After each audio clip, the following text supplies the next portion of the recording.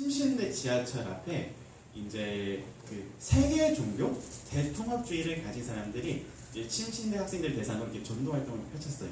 근데 그 사람들이 주장하는 게 뭐냐면은 기독교도 맞고 천주교도 맞고 불교도 맞다. 어느 종교를 믿든지 다 구원이 있으니까 우리가 좋게 좋게 서로 이렇게 하나가 되자라는 그런 이야기를 했습니다.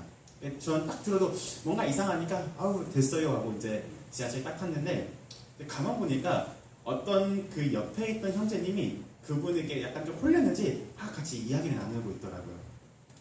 그래서 이야기를 막 나누고 있는데 이제 과연 저 사람은 누구일까? 이게 딱 봐도 어떻게 심신대 학생인 것 같으니까 너무 궁금했어요. 근데 나중에 보니까 그분이 이제 자기 깊은 신앙 상담까지 이제 그 이단 그 관련된 전도자님과 이렇게 이야기를 하고 있더라고요. 그래서 지하철 타고 있다 하도 어이가 없어가지고 물어봤어요. 혹시 침신대 학생 맞냐고 하니까 맞대요. 그래서 혹시 무슨 과냐 물어봤어요. 또 하필 또 신학과래요. 그래서 혹시 몇 학년이냐 물어봤어요. 4학년이래요. 그래서 참 어이가 없더라고요. 그래서 침신대 나오신 저희 선배님도 계시지만은 특히 신학과 학생 여러분 죄송하지만은 참 어이가 없고 참 약간 개인적으로 한심했어요. 아니 신학과 4학년이 될 정도면은 어떻게 자기의 그런 신앙관도 없나? 어떻게 복음이 제대로 무엇인지도 모르나라는 그런 제가 생각을 가지고 있었습니다. 제가 지난 6월에 이제 다시 한국을 첫 돌아와서 이제 첫 드렸던 금요 예배를 이제 여기 계신 많은 분들은 없었지만은 이제 같이 항상 금요 예배 때 나누신 분들은 아마 이 주제에 대해서 기억하실 거라고 생각됩니다. 혹시 어떤 주제인지 기억나십니까? 아마 기억 안 나실 거예요. 복음에 관련된 주제를 나눴습니다. 혹시 복음이라고 우리가 생각하면 어떤 게 떠오르십니까? 저는 우리 예일교회 성도님들이라면 어떻게 우리 교회 이름에도 복음이 들어가는데 이 복음 이야기 때 단번에 약간 마치 자동 응답기처럼 술술술술 나와야 된다고 생각됩니다. 이 복음이라는 거는 헬라로 유앙겔리온. 옛날에는 이제 고대 헬라 시대 때는 이제 타국과의 전쟁에서 승리하거나 황제의 승리, 황제의 생일 등 이 황제와 관련된 기쁜 소식을 전하는 단어로 바로 이 유앙겔리온, 복음이라는 단어를 사용했습니다. 하지만 성경의 저자들은 이 단어를 의도적으로 예수 그리스도와 관련된 기쁜 소식으로 사용했습니다. 당대의 기독교인들은 어떻게 로마의 밖으로부터 신앙을 지키는 것이 매우 어려운 상황에 처했었습니다. 그렇죠? 여러 번 얘기했어요. 어떤 상황이 있었나요? 콜로세움에 끌려가 어떻게 그 맹수들과 검투사들의 그 놀이개가 되어서 수많은 목숨을 잃었습니다. 가장 박해가 심할 때는 어떻게 사람을 그냥 인간 등불로서 이 로마 온 시내를 밝히는 등불로서 이렇게 처참하고 잔인하게 이들의 목숨을 앗아갔던 것을 우리가 기억하실 것입니다. 이 고난과 고통 속에 있었던 크리스천들을 위해서 이 마태를 비롯한 성경의 저자들은 온 만물의 왕이며 세상의 왕이신 예수 그리스도에 관한 너무나 소중하고 기쁜 소식, 바로 이 복음의 소식을 알렸던 것을 우리는 기억하실 것입니다. 이는 예수 그리스도께서 십자가에 달려 우리 죄를 사하셨기 때문에, 우리를 대신해서 속죄하셨기 때문에, 그리고 우리의 몸과 영을 어떻게 바로 구원할 수 있도록, 바로 구원하는 기쁜 소식인 동시에 바로 우리 저 천국을 향한 우리의 영원한 그 하늘 나라를 위한 이 복된 소식이 바로 이 복음이라는 단어입니다. 한편 오늘의 본문은 이제 크리스천들이 로마로부터 박해받기 바로 직전의 이야기입니다. 그렇지만 복음은 이때에도 변함없이 같은 의미로 사용되었습니다. 이 서신서를 쓴 사도는 바로 바울입니다. 이 바울은 이 갈라디아 교인들을 향해 이 편지를 썼습니다. 당시 갈라디아는 당시의 소아시아, 현재는 터키, 요즘 튀르키라고 하죠. 튀르키의 앙카라 인근이라고 많은 성경학자들을 연구하고 있고, 그리고 이 갈라디아 교인들의 신앙 상태가 아주 신시하고 독시한 크리스천보다는 아직 초신자였을 것이라고 추측하고 있습니다. 왜냐하면 갈라디아 교인들은 당시 예수에 관련된 지식이나 이야기는 들었으나 이 복음에 관한 깊은 이야기를 알지 못하였습니다. 그렇기 때문에 이 거짓 선생들로부터 유혹을 받고 그리고 이 복음이 변질되는 그런 상황에 이르렀습니다. 따라서 아까 우리가 같이 살펴본 7절에 이렇게 나와 있습니다. 어떤 사람들이 너희를 교란하여 그리스도의 복음을 변하게 하려 함이라. 이처럼 이들은 복음에 대한 아주 얕은 지식만 있었기 때문에 그들이 예수 그리스도를 우리 주라고 고백을 해야 함에도 불구하고 그렇게 못하는 상황에 이르고 있는 것입니다. 그들은 그들의 신앙 자체가 무엇이 잘못됐는지 그리고 어떻게 흘러가고 있는지조차 인식하고 있지 못했습니다. 당시 갈라디아 교회는 유대교로부터 강한 영향을 받은 율법주의적 선생들이 이 교회에 있었습니다. 이들은 사람의 구원을 얻기 위하여 예수 그리스도만 믿으면 되는 것이 아닌 모세의 율법을 전부 다 준수할 것을 강조했습니다. 어떻게? 우리 크리스천들의 이런 말이 무슨 말입니까? 어떻게? 예수 그리스도를 믿고 따르는 사람들, 그의 도를 따르는 사람들이 바로 우리 크리스천이라고 부르는데 이들은 이 예수 그리스도를 믿는 것이 아닌 바로 모세의 율법을 따를 것을 준수하고 명령했던 것입니다. 이들은 한 단계 나가 그리고 유대교에서 받았던 그 할례까지 무조건 준수해야 된다고 했습니다. 이들은 갈라디아의 교인들에게 복음 안에서 그 참된 자유를 뺏은 것입니다. 그리고 이 편지를 쓴 사도 바울의 그 사도로서의 직분을 사도로서의 직분과 권위를 부정하고 그를 비판했던 것을 우리가 알 수 있습니다. 이것에 반대하여 바울은 이 선시서를 통해서 이 율법주의를 강하게 정죄하고 그리고 이들을 부정했습니다. 그리고 예수 그리스도의 은혜의 복음과 그 복음 안에서 성도가 누려야 될 참된 자유를 이들에게 알린 것입니다. 그리고 오늘의 본문 10절에 그들이 율법을 통한 행위가 하나님을 향한 것이 아닌 바로 사람들의 기쁨을 위한 것임을 명확하게 명시하고 있습니다. 한번 같이 살펴볼까요? 이제 내가 사람들에게 좋게 하랴, 하나님께 좋게 하랴, 사람들에게 기쁨을 구하랴 이렇게 나와 있습니다. 하지만 이런 비판은 사도 바울뿐만 아니라 예수님 시대 때에도 그 바리새인들에게 전했던 이야기가 마찬가지인 것을 우리가 알 수 있습니다. 마태복음 6장 5절입니다. 또 너희는 기도할 때 외식하는 자와 같이 하지 말라. 그들은 사람에게 보이려고 회당과 큰 거리 어귀에 서서 기도하기를 좋아하느니라. 내가 진실로 너희에게 이르노니 그들은 자기의 상을 이미 받았느니라. 예수 그리스도의 복음을 전하는 사도 바울 역시 그의 말씀에 따라 이렇게 권면했던 것입니다. 어떻습니까? 우리가 우리의 신앙을 지킨다고 하고 우리가 복음 앞에 나아간다지만은 우리가 사람들을 기쁘게 하기 위한 복음입니까? 우리가 예배 드리는 것이 다른 교인들에게 보이기 위한 그런 예배입니까? 그런 것은 잘못된 복음이고 결코 우리가 드려야서는 안 될 예배인 것을 우리가 믿을 줄 믿습니다. 그래서 이렇게 말합니다. 사람이 이롭게 되는 것은 율법의 행위로 말미암음이 아니요 오직 예수 그리스도를 믿음으로 말미암은 줄을 아므로 우리도 그리스도를 예수를 믿나니 이는 우리가 율법의 행위로서가 아니고 그리스도를 믿음으로써 의롭다 함을 얻게 하려 합니다. 갈라디아서 2장 16절입니다. 사랑하는 성도 여러분, 우리가 복음에 대해서 명확하게 알아야 됩니다. 우리가 이 복음이 올바르게 서지 않는다면, 우리의 믿음의 기초 위에 올바르게 서지 않는다면 우리도 이 갈라디아 교인들처럼 믿음이 흔들릴 수밖에 없습니다. 우리도 우리의 복음이 변질될 수밖에 없습니다. 저 사람들이 이야기를 하는데 어떻게? 내가 그것을 판단하는 귀가 없다면은, 내가 그것을 거짓인 것을 구별할 수 있는 눈과 영의 상태가 준비되어지지 않다면은 우리는 흔들리고 또 넘어지고 변질될 것입니다. 수많은 이단을 보면은 그들의 공통점은 주로 전도한 대상자들, 기존의 신자들이 많은 것을 알 수 있습니다. 교회를 향해서 전도하는 것을 알 수 있습니다.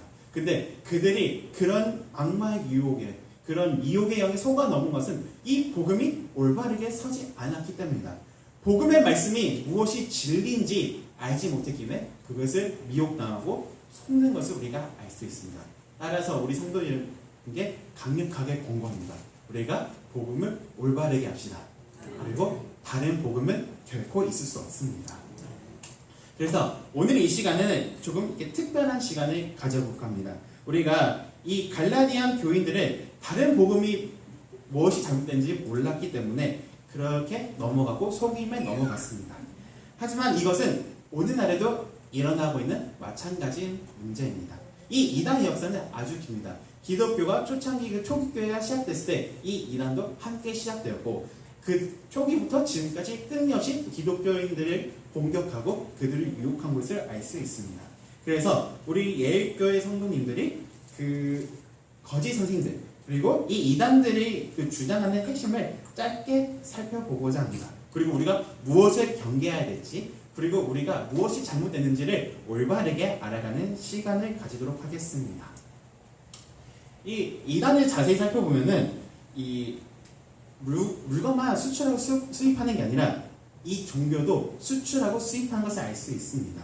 특히 우리 한국에는 미국과 관련된 이단 종파들이 많이 들어왔습니다. 이 미국의 이단들의 공통점이 뭐냐면은 바로 성경과 동일한 권위를 가진 책을 가지고 있는 것입니다. 이 교주들이 자기가 재림예수라고 하는 것이 아닌 그냥 한 사람의 선지자로서 그리고 다시 그 예수님 이후에 자기만 계시받은 그리고 자기의 말씀만 다시 이 세상에서 펼쳐내는 그런 메시아라는 그 선지자라는 것을 주장하고 있습니다. 첫 번째는 바로 제7의 안식교입니다. 이 제7의 안식교는 윌리엄 밀러에게서 시작됐고 그 여선자 엘렌 화이트에 의해 발전되었습니다. 한국에서는 삼육재단을 유명합니다. 이 삼육재단 하면은 뭐 삼육두가 있고 삼육초 중고등학교가 있고 그쵸? 여기 바로 언덕 내려가면은 거기도 삼육 그 학교가 있어요. 이들은 이 엘렌 화이트 저 아줌마 저분을 선지자를 여기고 마지막 선지자를 여깁니다. 그리고 그녀가 저술한 책들과 성경과 동등한 권위가 있다고 주장하고 있습니다. 하지만 그녀의 책에는 이 신학적으로 문제가 될 만한 많은 요소들이 있습니다. 예를 들어서 한번 읽고 제가 읽고 여러분이 무엇이 잘못된지 한번 파악해 보시기 바랍니다. 그리스도의 피는 회개한 죄인을 율법의 정죄로부터 해방시키기는 했으나 죄로 말소하지는 못하는 것이다.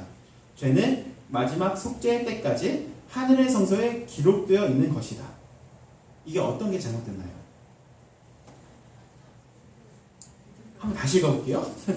그리스도의 피는 회개한 죄인을 율법의 정죄로부터 해방시키기는 하였지만 앞에는 맞지만 여기서 하였지만 다음 게 이제 문제가 되는 거예요. 죄를 완전하게 말소하지는 못했던 것이다. 그러니까 죄를 예수님께서 완전하게 말소하지 못하였고 그리고 마지막에 속죄 때까지 이 하늘의 성소에 기록되어 있다고 얘기합니다. 즉 예수님께서 죄를 사하여는 주셨지만은 모든 죄를 다 사하신 것이 아니다라는 것을 주장하고 있고 즉 예수 그리스도의 속죄가 미완성임을 이야기하고 있습니다. 그리고 이들은 주일이 아닌 바로 이 안식일을 지켜야 된다고 주장하고 있습니다. 이제 그녀가 이야기하는 것은 이제 바로 하나님께서 직접 얘기하셨대요. 자기한테 꿈에서 말씀을 전했는데 이제 토요일의 안식일이 이제 이율 때문에 파괴되었기 때문에 토요일의 안식을 회복해야 된다는 것이 바로 이 하나님부터 받은 계시라고 이야기합니다. 근데 사실 이 주일날 준수는 이 로마로부터 그때부터 시작되었지만은 우리가 더 자세히 이따 살펴보면은 이게 무엇이 잘못된지 알 수 있습니다. 그리고 이들이 이야기하는 것은 이 로마의 교회로부터 시작되었기 때문에 이 요일이 바로 이 요일을 예배 드린 것이 바로 짐승의 표라고 이야기하며 이 교회가 자신의 권위로 토요일을 이율과 대체했다고 이야기합니다. 그러니까 우리가 주일날 예배 드리는 것이 바로 창조의 질서에 파괴되는 행위이고 율법적으로 잘못됐음을 주장하고 있습니다. 그리고 이 개신교회들이 이 이율날 예배를 드리는 것이 바로 로마 교황주의 로마의 그 권위와 같은 것이며 그들을 경배하는 것과 같다고 강력하게 비판하고 있습니다. 근데 사실 유대인의 유월절을 살펴보면은 물론 토요일날 예배를 드리지만은 금요일날 저녁부터 시작된 것을 알 수 있습니다. 그렇죠? 하루가 어떻게 금요일날 저녁부터 시작해서 토요일날 오후까지 이렇게 예배드린 게 유대인의 하루의 주기인데 이제 이들은 이것도 알지 못하고 그냥 자기들의 교리를 끼워 맞추다 보니까 무엇이 자기들도 잘못되지 모른 채 그냥 남을 비판한 데만 그렇게 하는 것을 알 수 있습니다. 두 번째를 살펴볼 거는 이제 바로 몰문교입니다. 이 몰문교를 국내에서도 쉽게 찾아볼 수 있어요. 어떻게? 지금 금발에 잘생긴 청년들이 두 사람씩 어떻게 양복을 쫙 빼입고 명차에 달고 그리고 성경책을 들고 다니면서 어떻게 복음을 전파하는 것을 볼 수 있어요. 근데 제가 예전에 한번 일본에 선교여행 갔는데 이제 그 중에 딱 한 분이 영어를 엄청 잘했어요. 일본 친구들이 영어를 되게 못해요. 근데 저는 그 전까지 영어를 하면은 선교 해외 어디나 가서라도 이렇게 잘 먹고 잘 이야기하고 이렇게 복음을 전파할 수 있을 것이라 생각했는데 그게 완전히 깨지는 순간이었습니다. 근데 딱 한 사람만 일본인 중에 영어를 잘하는데 제가 궁금해서 물어봤어요. 도대체 영어를 어디서 배웠냐고. 이분들 몰문교에서 배웠대요. 아주 신신한 몰문교 신도시더라고요. 그렇게 이들은 그런 외국어를 통해서 이렇게 몰몬의 그 교리를 전파하는 것을 알 수 있는데 이들이 이렇게 해외 선교를 가는 이유가 그 몰몬교의 교리에 청년들이 자기의 헌신을 해야 되는 때가 있다고 합니다. 그래서 1년에서 2년 동안 해외에서 선교를 나가서 자기의 그 교리를 전파해야만 이 몰몬교의 성도로 이렇게 인정받는 그런 교리가 있다고 합니다. 이 몰몬교는 1820년 이제 조셉 스미스라는 어떤 이 교주가 이제 환상을 통해서 이제 기독교의 교파들이 잘못되었다고 그리고 어느 교파도 속하지 말라는 이 예수 그리스도의 신의 계시를 받았다고 합니다. 그리고 1823년 두 번째 계시 때는 이 모론이라는 천사를 통해서 이제 황금판에 새겨진 한 권의 책을 받고 이것이 바로 하나님의 계시라고 믿었습니다. 그리고 이 1830년에는 개역 이집트어로 쓰여진 이 모명경을 출판하였습니다. 저렇게 보이시죠? 이 한국어로도 번역되어 있습니다. 궁금하시면 보셔도 되는데 별로 추천하진 않습니다. 그리고 이 모명경만이 자신들의 성경이고 하나님의 온전한 계심을 이야기하고 있습니다. 또 이들이 주장하는 것 중에 뭐가 잘못됐냐면은 바로 일부 다처제도를 주장하고 있습니다. 이제 그 예시로서 이제 아브라함이 아내가 많았죠, 그렇죠? 사라와 또 그의 이제 하인들까지 이렇게 있었는데 이제 그것을 제시하면서 더 나아가 예수님께서도 일부 다처제였다고 주장하고 있습니다. 그리고 예수 그리스도는 일부 다처주자였으며 이제 나사로의 자매들이 누가 있죠? 2명? 그렇죠? 마르다와 마리아가 있는데 이들도 예수님의 아내였고 막달라 마리아도 예수님의 아내였다고 합니다. 그리고 예수님께서 첫 번째 기적이 뭐죠? 가나안 잔치에서 물이 포도주로 변하는 그런 사건이 있죠. 근데 이거는 그 사람들 잔치가 아닌 예수님의 혼인잔치였다고 주장하고 있습니다. 그리고 예수님의 혼인잔치 중 하나이면 예수님께서 어떻게 십자가에 달려 돌아가실 때 예수님 골고다 문덕에서 많은 연인들이 눈물 흘리고 있었잖아요. 근데 그 연인들이 대부분이 다 예수의 부인이었다고 주장하고 있습니다.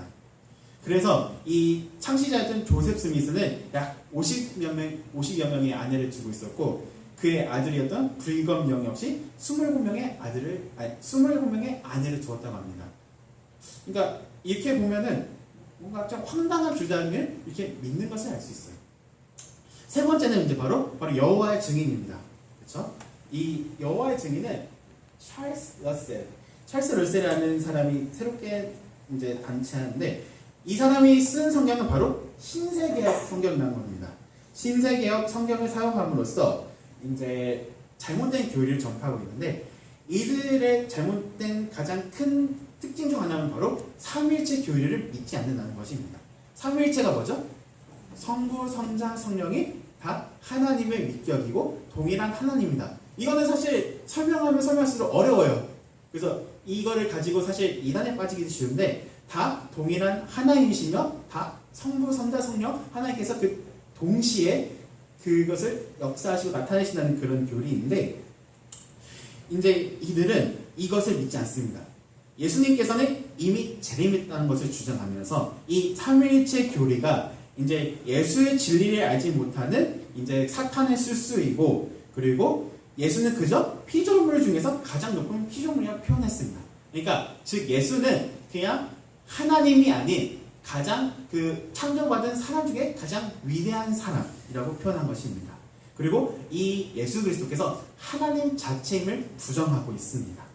이 또 다른 특징은 바로 그리스도께서 이미 이 세상에 재림하셨다는 것을 이야기하고 있습니다. 1874년에 그리스도께서 바로 공중에 재림하셨고 1874년부터 1914년까지 땅을 다스리는 볼 수 없는 주님이셨으며 작은 무리인 사도들과 죽은 자들을 부활하여 공중에서 그리스도와 함께 있다고 이야기하고 있습니다. 또 그들은 예수 그리스도께서 1914년에 그의 성전 곧 여호와의 증인들 가운데 재림하셨고 그의 백성을 통해서 이 세상의 왕이 된다고 이야기하고 있습니다. 그러니까 예수님께서 이미 재림하셨고 자기들이 드리는 그 성전 위에 하나님께서 함께 하시기 때문에 우리가 참된 종교다라는 것을 이야기하고 있습니다. 그래서 가까운 미래에 예수 그리스도께서 그의 군대를 거느리고 와서 아마겟돈 전쟁, 그러니까 최후의 전쟁을 이 세상에서 완수할 것이라고 주장합니다. 따라서 이들은 그 적국의 군대인 이 세상의 군대의 나라, 그러니까 세상 나라의 군인이 되면 안 된다고 생각해서 병역을 기피하는, 그리고 병역을 거부하는 그런 상황까지 이르고 있습니다. 이들의 무엇이 잘못된지 아시겠습니까? 예수님께서 오실 때는 모든 세상의 모든 교회가 한 번에 안다고 성경에서 기록되어 있습니다. 하지만 이들은 세상에서 그런 자기들의 그 교리를 주장하기 위해서 그런 잘못된 교리, 예수님께서는 이미 오셨고 그냥 이들이 말 속에서도 잘못됐어요. 만약에 예수님께서 자기들이 그 부정했다면은 다시 재림하는 것도 부정해야 되는데 갑자기 하나님께서 다시 재림한다는 걸 표현하고 또 그것을 통해서 자기들이 진짜 참된 종교라고 주장하는 것, 그것도 사실 모순인 것을 우리가 알 수 있습니다. 그래서 사실 이거 외에도 많은 종파들이 있지만은 이게 간략하게 살펴보고 또 우리나라에서 발생한 종파들을 같이 살펴보고자 합니다. 이 한국에서 발생한 이단들은 이제 앞에 약간 그 여호와 증에서 나왔듯이 이 삼위일체 교리를 회수시키고 이 교주가 하나님과 동등한 위치를 두고 있습니다. 즉 자기 스스로가 재림 예수 또는 재림 성령이라 부르는 이들이 바로 우리나라 교단들의 특징입니다. 첫 번째는 바로 하나님의 교회, 일명 앙사농 증인회라고 부를 수 있습니다. 그렇죠? 그리고 이들은 멜기세덱 성경 연구원이라는 이름을 사용한다고 합니다. 이들은 교주 저기 안사농씨를 남자 하나님 그리고 재림주라고 이야기합니다. 즉 다시 오신 예수를 자기 안사농이라고 이야기하고 있습니다.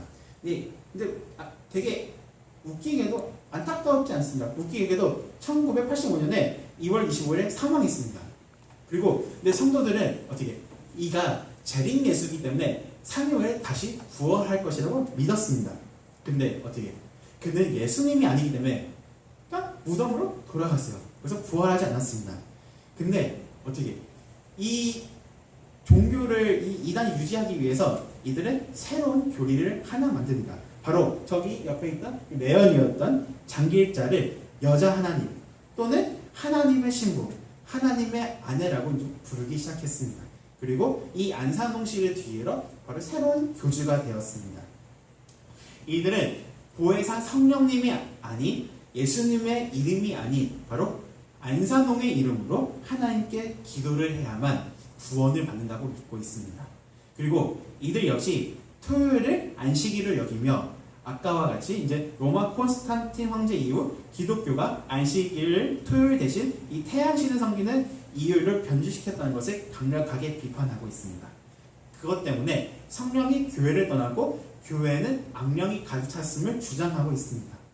이들은 안식일과 유월절이 영원하며 그것을 지켜야 구원을 얻는다고 주장하고 있습니다. 그들은 유월절이 영생의 길이며 유월절을 통해 제3을 얻는다고 말하는데 이것은 아까 우리가 살펴본 제7의 안식교과 매우 비슷한 교리를 가지고 있습니다. 이거 외에도 유월절 외에 모든 구약의 절기를 지켜야 구원을 받는다고 말하고 이 크리스마스 있죠. 12월 25일 이 크리스마스는 바로 우상 숭배를 하는 날이며 어떻게 또 십자가를 우상이라고 말해 세우진 않습니다. 그래서 이들이 교회를 매입할 때는 이 십자가를 가장 먼저 그 교회에서 떼어낸다고 이야기합니다. 근데 주일은 사실 콘스탄틴 황제가 만들어낸 날이 아니며 하나님께서 성령 가운데 이 신약 교회에 새롭게 주신 날입니다. 이 주일은 예수님께서 십자가에서 달려 돌아가시고 3일 후에 부활하신 날, 바로 주일인데 이것을 성령 강림과 함께 하신 날이었습니다. 사도 요한은 주의 날이라는 표현을 처음 했고 그것은 바로 이 이유를 가리켰습니다.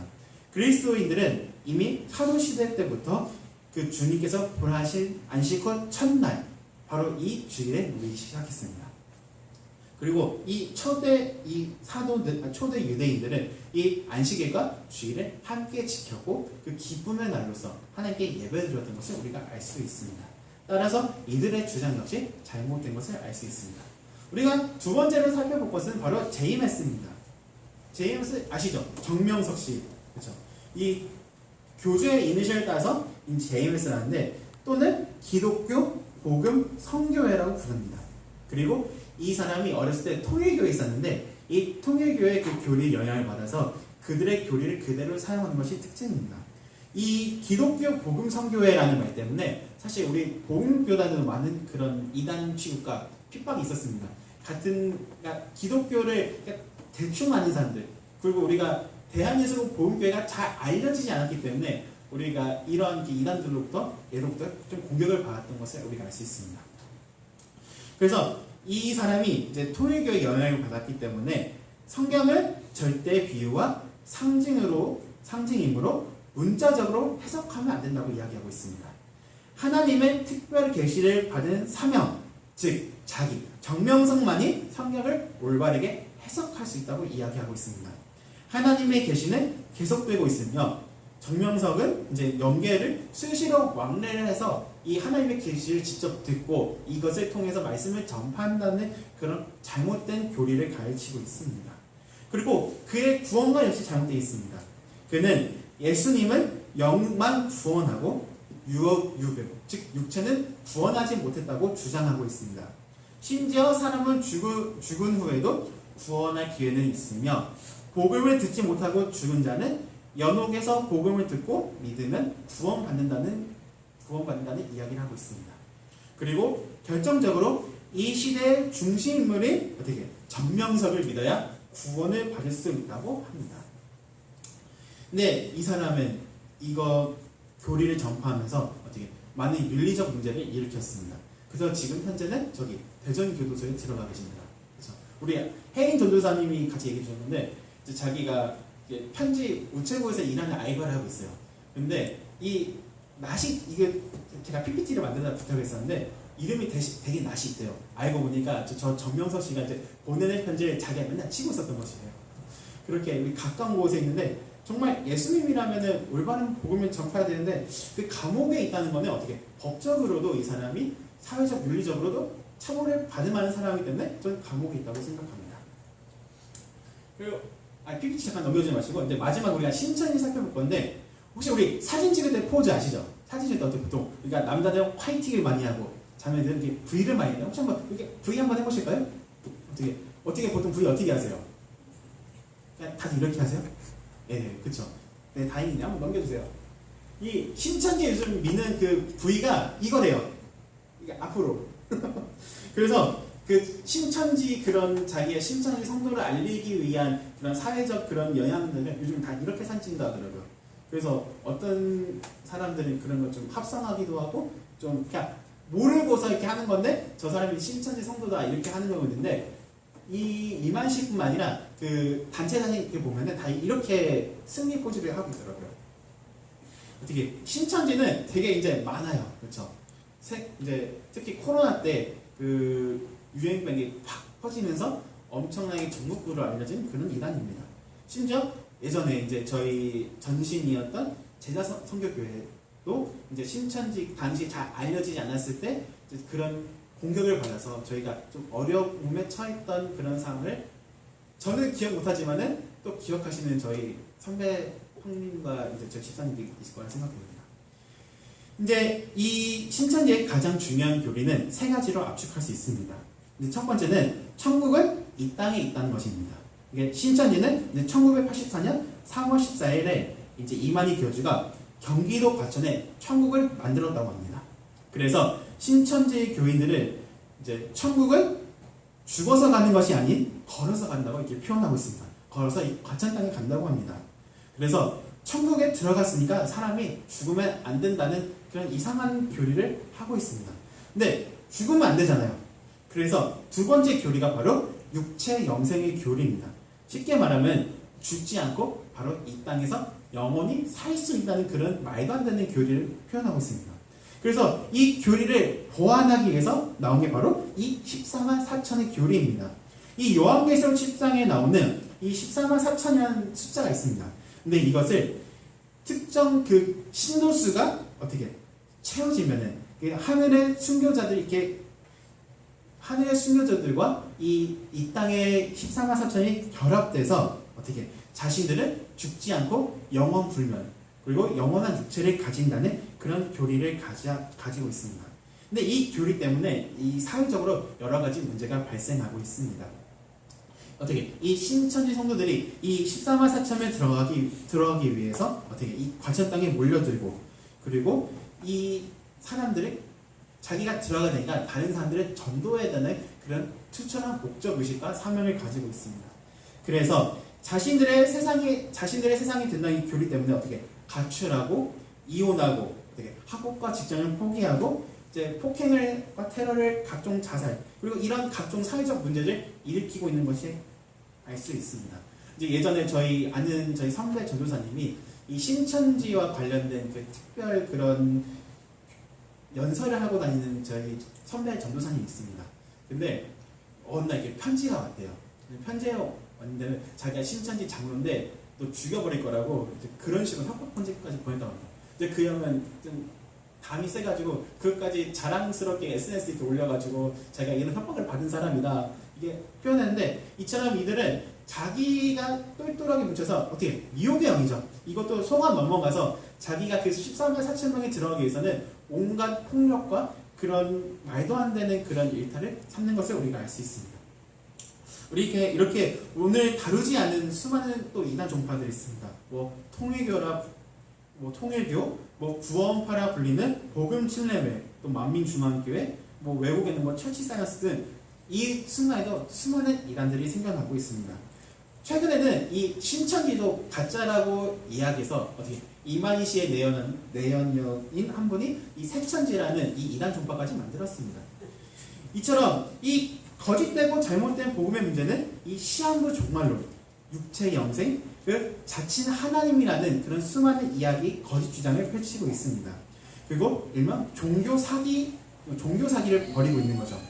가출, 이혼, 학업 중단, 그리고 직장 포기라는 수많은 이 사회적 병리 현상을 일으키고 있습니다. 따라서 우리는 어떻게 해야 됩니까?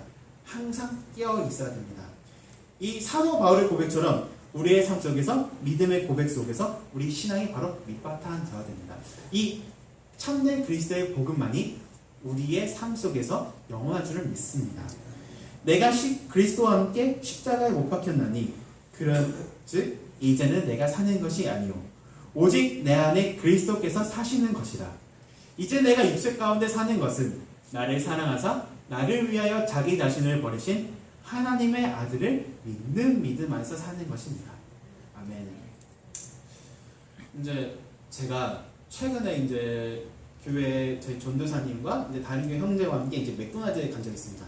저희 바로 집 앞에 가정동 맥도날드가 있는데 이 신천지의 그 기본적인 그 주일날 예배에 들어간 복장은 검은 바지에 흰 티예요. 그래서 그 용문역을 지나가면 엄청 많은데 하필 이제 맥도날드 2층에 올라갔는데 신천지로 꽉 차 있더라고요. 근데 그때가 밤 10시였어요. 근데 그들이 제가 이제 신천지 겁나 만나니까 다 째려보더라고요. 근데 그 사람들이 먼저 자세히 살펴보니까 이렇게 뭔가 열심히 회의를 하고 있더라고요. 근데 그러니까 내용은 제가 다 그러니까 이렇게 보는 거라 다 알지는 못하지만 그들이 이제 자기의 그런 그 교구나 그러니까 그 모임 어떻게 할 것인지 전도는 어떻게 할 것인지 거기 그 맥도날드 2층 꽤 커요. 근데 그 꽉 차가지고 자기들끼리 회의하고 있더라고요. 약간 또 지파를 나눠서. 근데 제가 그날 이제 거의 12시 반까지 이렇게 대화했는데 그 사람들이 안 가고 그렇게 열심히 하고 있는 거 제가 그런 모습을 살펴보았습니다. 그러면서 그들의 비판 한편에 동시에 반성도 했어요. 아니 저 사람들은 우리가 같이 살펴보았잖아요.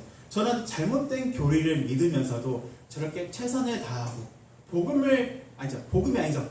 거짓된 다른 복음을 전파하는 데 열심히 다하는데 우리는 어떻습니까?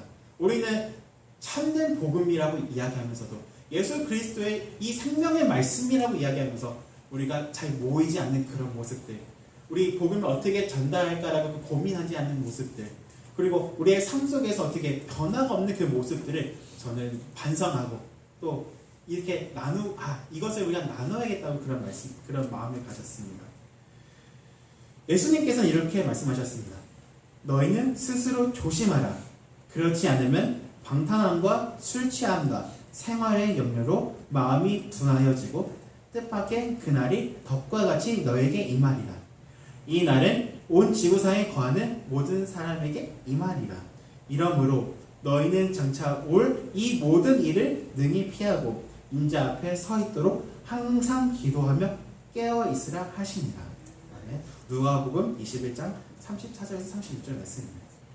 예수님께서는 분명히 마지막 때에 함께 하실 것을 이야기하셨고 다시 이 세상에 오신다고 말씀하셨습니다.